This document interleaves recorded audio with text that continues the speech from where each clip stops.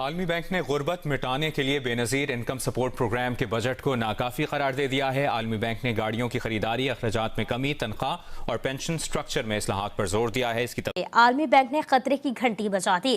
Country director ने साफ साफ कह दिया कि पाकिस्तान में बजट खसारा रवा और आइंदा माली साल बुलंद सतह पर रहेगा, जिस वजह से अवाम को रवा माली साल महंगाई में बड़ा रिलीफ नहीं मिल सकेगा। आलमी बैंक के मुताबिक रवा साल पाकिस्तान में महंगाई के बढ़ने की शरह 29.2% रही है, जो आइंदा साल 26.5% रहेगी। बाजी को प्रमोट करने में और हवाले को फैसिलिटेट करने में तो और अफगानिस्तान की जो स्मगलिंग हो रही है अफगानिस्तान और ईरान से, उस हमारे नेबर कंट्री इंडिया की बात की जाए, बांग्लादेश की बात की जाए, वो भी तो यार जाते हैं बाहर मेहनत करने के लिए यार, बिलीव मी। और मैं ना यकीन माने वो बांग्लादेश को ना सलूट करता हूँ। अच्छा, उन्होंने बड़े अच्छे फैसले, मतलब कि उन फैसले उस टाइम, मतलब उनको लगा होगा कि यार हमें साइड पे कर दिया है, लेकिन वो उस टाइम साइड पे हो गए तो बड़ा ही बेहतर हुआ है। कम से कम हमारी तरह जलील तो नहीं ना हो रहे। उनकी करेंसी देखें, वो बंदा जो हमारे से अलहदा होके ऊपर चला गया, हम वहीं पे खड़े। गोश्त और दालें तो पहले ही महंगी हैं, अब सब्जियां भी आम आदमी की पहुंच से दूर होती जा रही हैं।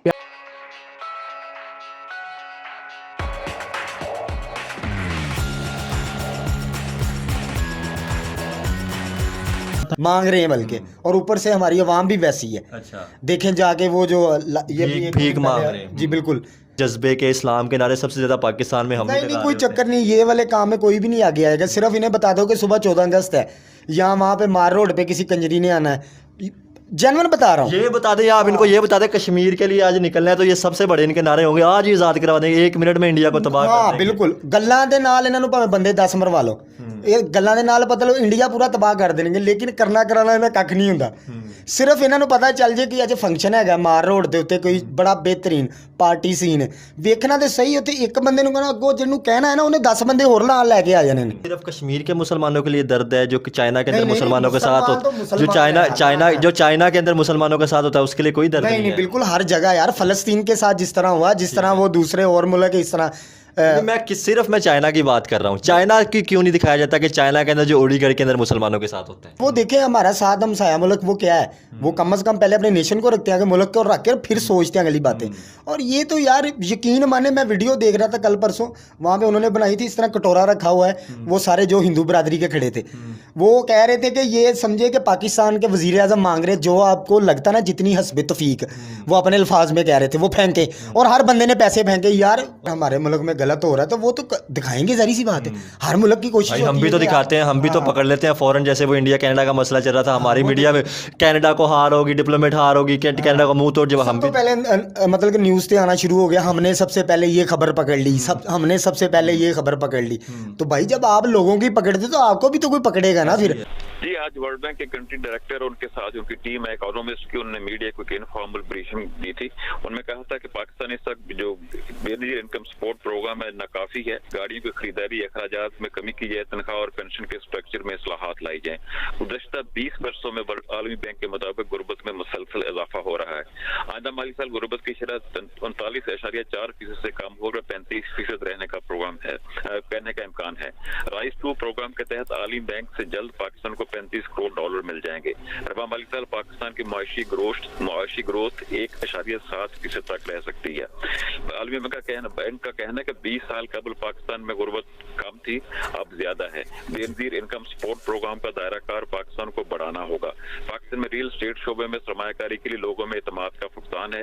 इस वक्त ज़री शोबे की ग्रोथ 2.2%, सनत की 1.4%, जबकि सर्विसेज के शोबे की ग्रोथ 1.5% है।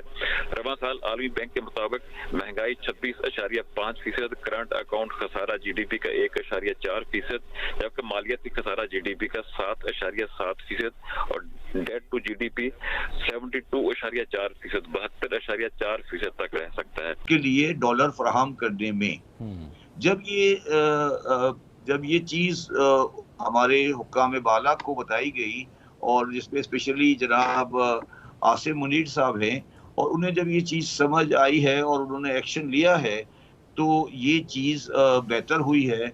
और जो आपका सवाल है कि ये टेम्परेरी है, ये टेम्परेरी नहीं है, क्योंकि ये एक्सचेंज कंपनियों की दुकान अब दोबारा उस तरह खुलने वाली नहीं है। और बैंकों को कहा गया है कि वो एक्सचेंज कंपनियां बनाएं और ये जो जाली टाइप की एक्सचेंज कंपनियां हैं इनको आहिस्ता आहिस्ता ख़त्म किया जाए। तो ये जो पूरा अनरेगुलेटेड मार्केट था ये ख़त्म कर दिया गया है।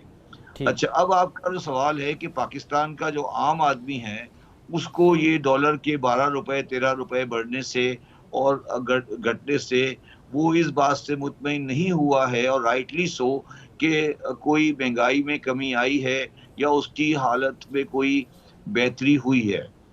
और मैं यहाँ बिल्कुल एक सच बयान करना चाहता हूँ कि in the next 1.5 to 2 year हम अगर सही रास्ते पे चलते रहे तो उसके बाद कोई बेहतरी हमें नजर आ सकती है। नहीं तो पाकिस्तान की मईशत का जिस तरह खतोखाल अस्तवार हो चुके हैं, इसमें इमीडिएट कोई आम आदमी को रिलीफ मिलने की पॉसिबिलिटी बहुत कम हो गई है। ज़ैदी साहब, जो डायरेक्शन अभी चल रही है आपके ख्याल में, देखिए समत का तयन भी तो ज़रूरी होता है ना, ये भी बताइएगा कि जो आप ये जैसे आपने कहा तो ये कब से मामला चल रहे थे, यानी कि ये डॉलर की चाहे हम स्मगलिंग कह लें या जो कि मुख्तलिफ, जैसे कि आपने कहा कि जो मनी मार्केट थी वहाँ पर भी इरेगुलरिटीज़ थी, और ये जब इन्फॉर्म किया जाता है, यानी कि 2 हुकूमतें गुजरी है ना पिछले 5 साल के दरमियान, यानी एक जो है वो PDM की और एक जो है वो PTI की, तो उसमें क्यों ऐसे इक़दाम नहीं किए गए और अब जब निगरान हुकूमत आई तो ही ये इक़दाम किए गए? आपने पूछा ये कब से शुरू हुआ है, तो शुरू हुआ है 1992 से।